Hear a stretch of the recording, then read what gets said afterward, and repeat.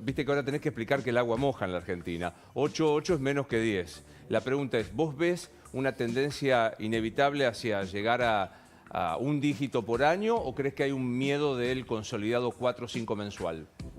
Yo creo que como el gobierno está atacando las causas profundas del proceso de inflación en la Argentina, tarde o temprano la inflación en la Argentina va a bajar y se va a ir a la zona de un dígito si tenemos paciencia y seguimos haciendo los deberes. Si este proceso continúa, yo en los próximos 2, 3, 4 años me imagino inflación muy baja en la Argentina. Similar a lo que pasó con la convertibilidad probablemente. ¿Por qué? Porque hemos atacado las causas que tienen que ver con el problema fiscal. Se está cerrando el déficit, se está cerrando la emisión monetaria que generaba ese déficit y se está tratando de sanear el balance del Banco Central que también generaba emisión monetaria. En economía decimos en forma endógena, pero es como teníamos dos canillas prendidas que le tiramos pesos a la economía. Y si querés, déjame decirte la magnitud del problema. De cada 100 pesos que recaudó el gobierno nacional el año pasado, gastaba 130. Esta es la cuenta para que hagamos todos en nuestras casas. ¡Qué locura! Todos los meses me entra 100 pesos y gasto 130. ¿Cómo financiaban los 30 que le faltaban? Con maquinita. ¿Saben cuánto era la cantidad de dinero de la economía en su conjunto? 20.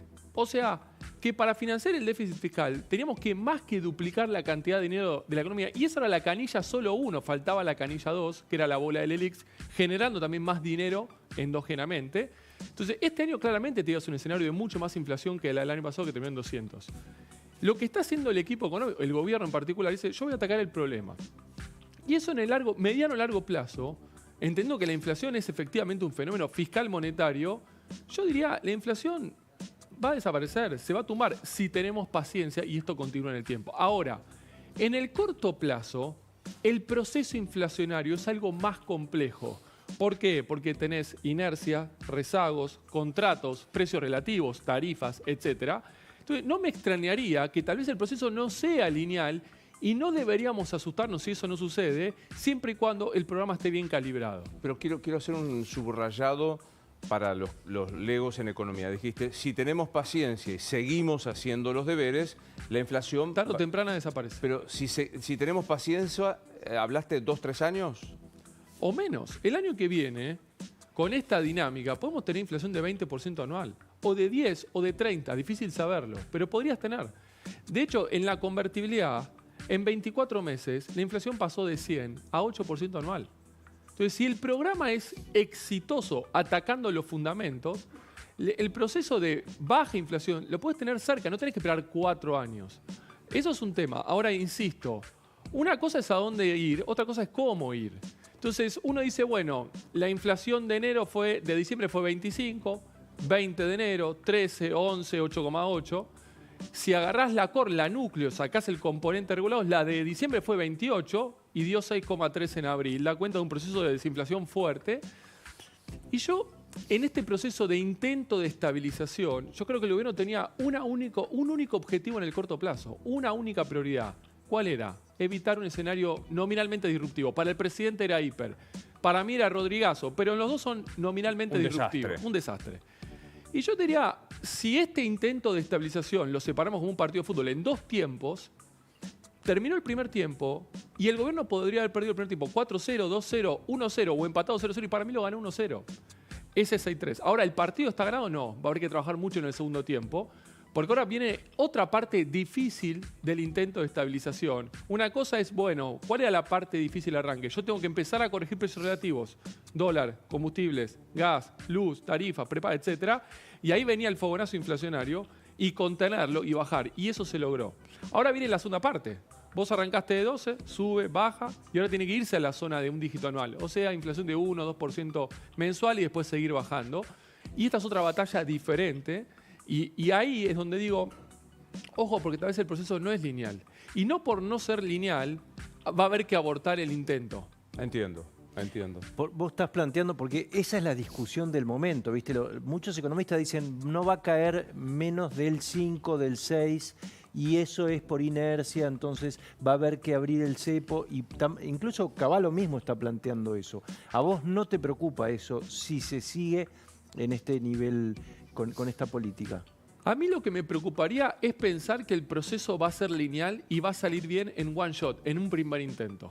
Y de alguna manera que toda la política económica empiece a postergar correcciones, por ejemplo, de algunos servicios regulados, por ejemplo, el tema de combustibles, por ejemplo, el tema de la salud, a costa de tener menos inflación hoy Por y el dejar más... fetichismo del IPC. Exactamente. Entonces, yo prefiero un proceso de inflación a la baja, tal vez con ida y vueltas, pero macroeconómicamente consistente, que correr el riesgo de por forzar lo que vos bien decís, que la inflación todos los meses baje, pero sea una baja poco perdurable en el Pero tiempo, vos porque entendés esconde... que hay un componente político de Lo un entiendo gobierno perfectamente. muy débil desde el punto de vista estructural que dice, si yo no muestro un mes, si muestro la inflación subiendo un mes, empieza, vos ya sabés lo que empieza. Bueno, ahí hay una segunda discusión en torno a los que dicen si es cierto que hay que recalibrar algunas cuestiones del programa y eso transitoriamente suelta más inflación, si eso es factible políticamente o no. Y yo creo que sí. Yo creo, obviamente, que es quirúrgico. Tiene que ver con mucha consistencia macro, con mucha comunicación, con mucha coordinación del movimiento y tomás un riesgo. Pero tal vez, cuando uno analiza, por ejemplo, la estabilización de la convertibilidad, no fue en one shot, no fue en un intento. Es más, fueron 4 intentos. Claro, tuvimos primero... Tenías una ventaja, venías de hiper, segunda hiper y Claro. Bonex. Te digo, Roy, Rapanelli, Herman. Exactamente. Tuviste una coso hiper de- en el medio. Exactamente. Y Ahora- perdón, Sí, perdón, Luis, perdón. pero tenías al PJ respaldándote Alineado, claro. y las cámaras con Y mayoría. los gremios. Hasta los gremios los bancaron en gremios. ese Digo, momento. para tratar de meterme en la cabeza del tipo que te quiere mostrar todos los meses un IPC que baje. Más Correcto. allá de que no sea consistente. Bueno, ahí hay un trade-off entre lo que necesita la política y lo que necesita la economía, que es finito. Ahí hay una disyuntiva, claramente. Que va a haber que maniobrarlo. Ahora, si yo creo, ojalá sea una estabilización en un solo intento en el cual todo sale bien y la inflación del mes que viene sea 7 y después sea 6 y después 2 y 1 y cerró. Pero la pregunta es, ¿y si eso no es así? ¿Qué hacemos? Ah, no es el final. No, no es el final. Hay que hacer 2 o 3 recalibraciones bien hechas y la inflación probablemente dé un rebote y después baje incluso más rápidamente. Puedas tener la estabilización antes que en un proceso lineal. Y es una baja de la inflación consistente. ¿Por qué? Porque gran parte del set de precios relativos que vos empezaste a sincerar en diciembre y que hoy quedó a mitad de camino, tal vez tenés una posibilidad de terminar ese proceso. Entonces ahí vos estás preparado para terminar de bajar fuertemente la inflación y tenés un vector de precios más o menos razonable. No hay precios de equilibrio, está claro. Pero las tarifas, los combustibles, las prepagas, el dólar, claramente tienen que estar en una zona más o menos razonable. Porque si no, si yo postergo eso, yo estoy intentando, como bien decís, mostrar un dato de inflación más bajo hoy, pero que me va a dejar un problema ahí adentro, que va a ser más inflación mañana. Y corregir eso en un año no lo vas a poder hacer. En 3 meses sí lo vas a poder hacer. Haceme acordar que te repregunte a esto, dijo dólar, tarifas, tiene que estar a un precio razonable, para preguntar si está razonable. Pero, yo te lo leo desde el lado de una televidente que yo me siento representado porque no sabemos, tanto como vos.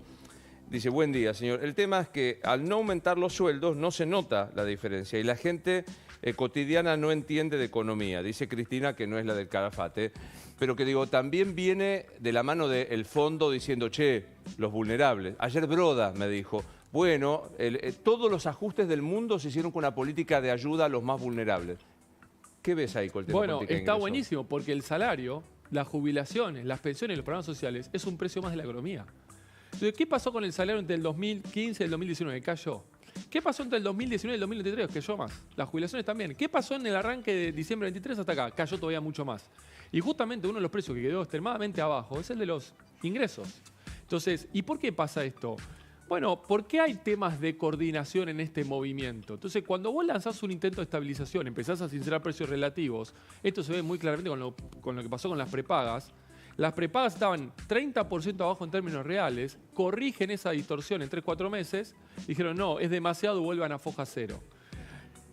Déjame explicarlo así. Vamos a suponer que los precios relativos están en un edificio Sí. y que todos arrancan de planta baja. Después de 4 años de la gestión de Alberto Fernández, el promedio de los precios de la economía subió al piso 9, pero los salarios quedaron en el piso 8, las jubilaciones en el piso 7 y pico. Ahora, yo dije el promedio de la inflación fue 900%, fueron al piso 9. Claro.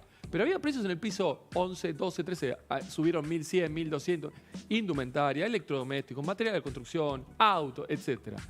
Ahora, si el promedio daba 900, con precios entre 1.100 y 1.500, estaba en el piso 15 del edificio, es porque había un montón que estaba en el piso 3, 4 y 5. Y ahí estaba el combustible, el dólar oficial, la luz, el gas, el transporte público, las prepagas, educación, etc. ¿Cuál sería una estabilización perfecta? Llamamos a todos los precios de la economía y llamamos a los salarios y las jubilaciones. Nos encontramos todos en el 9. O sea, los que están arriba bajen, muchachos. Los que están abajo suban. ¿Eso es factible? No. No va a pasar. No va a pasar. Ahora, ¿qué es una estabilización que fracasa? Muchachos, vamos a corregir. Bueno, nadie le cree y el que está en el 15 se va al piso 28. Y entonces, ¿quién queda abajo? El salario, las jubilaciones. Entonces, hay que ir a una estabilización exitosa pero factible. Es decir, bueno, los de arriba no suban más. Yo empiezo a corregir los de abajo. Y ahí tiene que estar también el salario. En el arranque del movimiento, en diciembre-enero, muchos de los precios que estaban arriba subieron todavía más. Y eso es comunicación, coordinación, calibración, consistencia. Y por eso la persona que te manda el mensaje te dice, sí, todo muy lindo, pero a mí me están subiendo la luz, pero también me subieron los medicamentos y me subieron la indumentaria. Entonces estoy peor que antes, efectivamente. Y eso es lo que explica por qué en el arranque de la estabilización tal vez empieza a ser más recesivo de lo que debería ser. Y ahí está la contracara del intento. Entonces, los ingresos reales en el arranque iban a bajar. Gane quien gane y haga lo que haga, iban a bajar. La pregunta es cuánto y cuán rápido recuperan. Y por eso es clave, y ahí volvemos a vincularlo con la política, concluir el proceso de estabilización. Yo lo que digo, ok, bueno, que los ingresos ahora todos los meses, después de caer casi 20 puntos en 3 meses, entre noviembre y enero, todos los meses más 2, más 2, más 2. Yo pongo el siguiente ejemplo, a ver si se entiende. Vamos a suponer, esto no lo hagan en sus casas y yo no lo hago, pero que yo a mi hijo le doy todos los días 10 caramelos para ir al colegio. Entonces, todos los días 10 caramelos. Mi capacidad de darle caramelos era 8, pero le doy 10, claro, y me como el stock. Después le pido a mi mamá, a la abuela, más contribuir, se queda mi mamá sin caramelo, gasto la tarjeta de crédito, listo, no tengo más. Entonces yo un día le digo, hoy tenés que ir con 5 caramelos. ¿Y por qué? Bueno, porque estaba desequilibrado y me quedé sin. ¿Cómo va ese día mi hijo al jardín? A los gritos. Ok, pasan los días, va con 5. Llega un momento y digo, ya estoy arreglando la economía, hoy va a ir con 6. ¿Cómo va ese día mi hijo Más al jardín? contento. Contento. Y al otro día, a la semana, va a ir con 7. ¿Dónde estamos hoy? Con 5 caramelos. Qué bueno que es explicando. Excelente. Me acaba de escribir, no sé si puedo decir quién es. Me dijo, es el mejor economista que tiene el país. Sí. Una importante, ¿eh? En serio, después te digo quién es, pues no sé si lo puedo decir al aire. Pero entre los 100... Y le entendemos. Le entiendo. Es que- El gasto, teníamos 100 y gastábamos 130. No le doy caramelos a mi hijo, igual. Aclaro por la No, aparte no le va a dar 10 caramelos, no, No, va a ser claro. tan irresponsable. Te sacamos la patria potestad rápidamente. ¿Algo más que tenemos que preguntarle? Yo me repregunté. ¿1070 está ahora el dólar? Y no estaba mirándolo, pero... Llama al Arbolit. Sí. Tenemos, Pero- no digo arbolito porque 1070, si no está me bien, mandan sí, carta sí, documento. sí, 1070. 1070. Todo ¿Está a subiendo. un precio razonable el dólar? Bueno, en este edificio, ¿sabe dónde estaba el dólar contado con liquidación MEP o Blue? En el piso 16. Hoy está en el piso 9.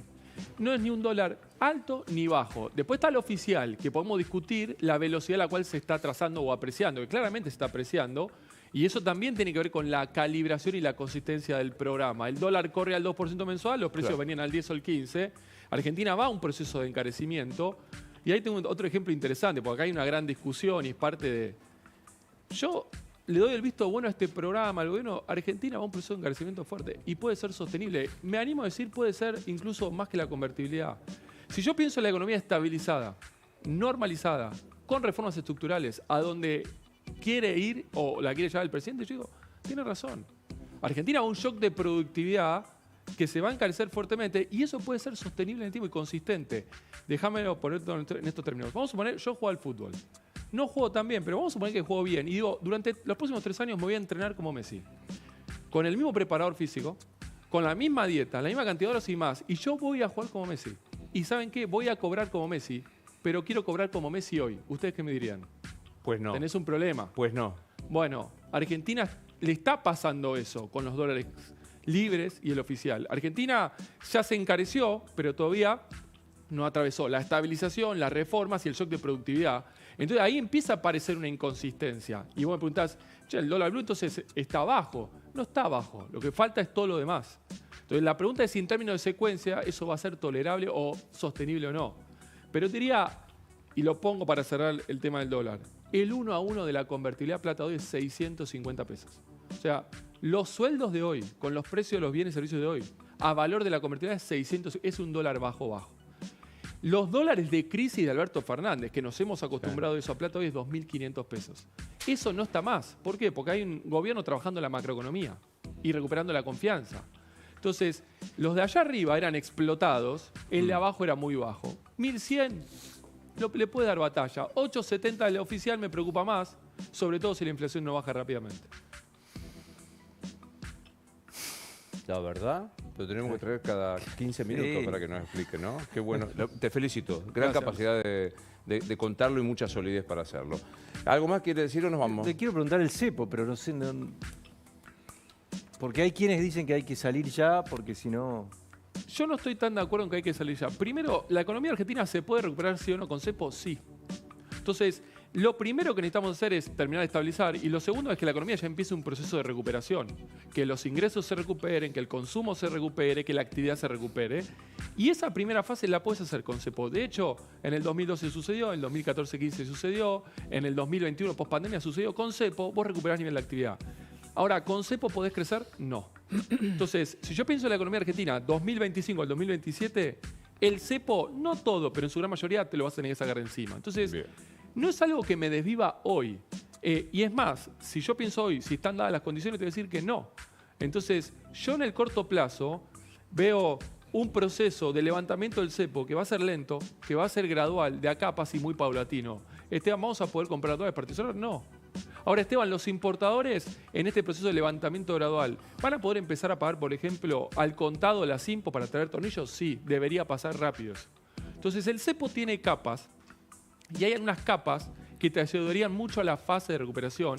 Sobre eso había que trabajar. Hay otras capas que va a tardar bastante tiempo, creo yo. Placer verte. Gracias, Luis. ¿Sabías que el precio del oro nunca había estado tan alto? Es el momento de hacer valer tu oro. Alhajas Relojes